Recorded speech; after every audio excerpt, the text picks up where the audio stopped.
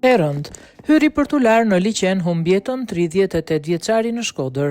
Në orët e parë të mëngjesit të sotëm rreth orës 00:15, një ngjarje e rëndë është regjistruar në Shkodër ku sipas informacioneve policore shtetasi EN 38 vjeç, rreth orës 19 ishte futur për t'u larë në liqenin e Grizhës dhe fatkeqësisht ka gjetur vdekjen. Mësohet se pas disa orësh kërkime kanë gjetur dhe kanë nxjerrë nga uji trupin e pajet të shtetasit EN.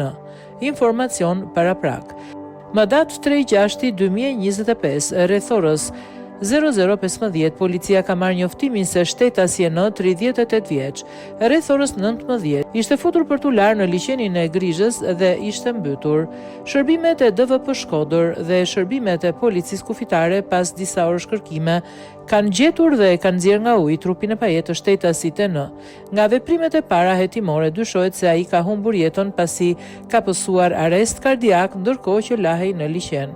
Grupi hetimor vijon punën për zbardhjen e rrethanave të rastit dhe dokumentimin e shkakut të humbjes së jetës së 38 vjeçarit.